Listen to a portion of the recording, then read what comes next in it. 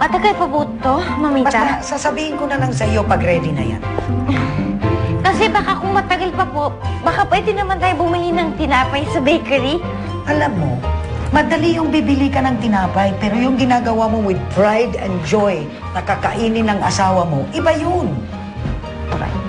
Ganyan, lagyan mo pa ng konting flour. Ito. Pride and joy, pride and joy. Ano, may sinasabi ka? Ay, wala po. Okay. Sabi ko, pride and joy po ni Justin kapag kinain niya na to. Siyempre. Anybody home? Elaine! Hi, Mamita. Hi, how are you? Hi, Elaine. Jessie. Hi. Didn't know you were here. No nga, but anyway, mabuti naman tumating ka para bisitahin mo si Justin dito sa bagong bahay niya. Ay, may mga tao dyan. Saan ba talaga tayo pupunta, Mr. H? Pupunta tayong presinto. Itidemanda ko yung chiki na yan, yung baklang parot na yan. Attempted murder, gusto kong patayin. Kailangan ko ng justisya. I need justice! Pupunta tayong presinto. Oo. Magdidemanda ka. Baka naman nakakalimutan mo, Mr. H, na ikaw ang unang nanunggab. Ako ba? Malamang. Eh, dami pa naman testigo ni Chiki doon, no? So, ibig mo sabihin, hindi ako pwede magdemanda? Eh, kung gusto mong mademanda rin, alika, pumunta tayong presinto. Ikaw naman kasi, ba't hindi mo tinulak para siya may kasalanan? Bakla na yan, halika. Halika, sa mama ko, pupuntahan tayo. Saan tayo pupunta? Saan pa? May nagpasimuno neto. Elaine! Hi. You're here! Hi. For you. For me? Thank you. Favor ko last night.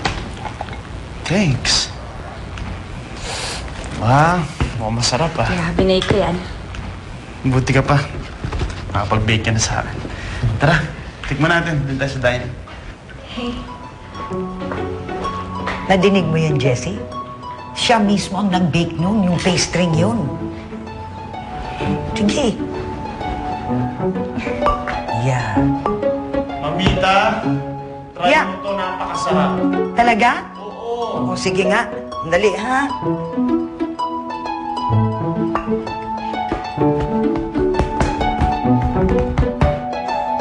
Grabe tao, pag kami makakilala sa akin dito, Jenny, takot. Hindi umarte ka na kunyari, hindi ko si Mr. H. Paano ko ate hindi si Mr. H? Eh, ikaw. Tingnan. Yan. Takot sa akin yung chiki na yan. Dapat na siyang kalusin. Halika. Naalala mo ba yung naglayas kayo ni Justin? Dahil nga hindi kanyo pinayagan pumunta sa carnival? Nako, hindi ko makakalimutan yun. 2 days din kaya kami nagstay sa kalye noon. Napabuti na lang hindi ako iniwan ni Justin. Hindi na lang. Bakit kita iiwan? Iyak ka ng iyak nun, di ba? Ako? Ako iyakin? Ay, naku. Ikaw kaya? Yung mga iyak kaya nang iyak yan. Oo Iyakin. nga. Alam mo, bata pa yan. Talagang iyakin yan si Tintoy. Iyakin ka pala, Tintoy. Cute mo naman. Oo, kaya nga magaling na aktor yan eh. Teka muna. Ano ba yung favorite movie ninyo? Ano yun? Endless Love. Romantic kasi yun eh. Endless Love, paborito mong movie? Naman, hindi mo ba alam yun? Hopeless romantic yan si Justin. Siyempre, alam kong hopeless siya. Ibig sabihin, hopeless romantic siya. Pero siguro, napaka-romantic siguro din yung proposal niya, no? Kwento mo naman, no? Please lang. Isang gabi, may fireworks. Oo, may fireworks. Tapos, may 2 kalapate na bumaba galing langit. May dala-dalang singsing. Totoo ba yan, Justin? Tapos pagkatapos nun, kasi nga po, nagtitipid si Justin. Kaya yung mga nakuha yung kalapate, yung mga hindi trained. Kaya alam mo ba, yung mga kalapate, pag gano'n niya, ganun papuso, pag yan, biglang kumaliwa.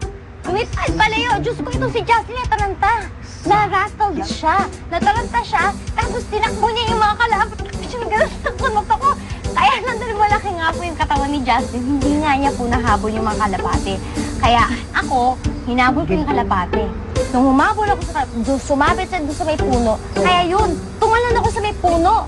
Nakuha ko yung kalapate at nakuha ko yung singsing. Tapos binigay ko na kay Justin. So So, yun, si Justin, nung nag-propose sa akin, hinihi ka. Totoo talaga yan, Justin. Sobra minsan sa detalye to si Honey. Galing mo talaga magkwento, no? May tao sa labas. Excuse me, Honey, ha?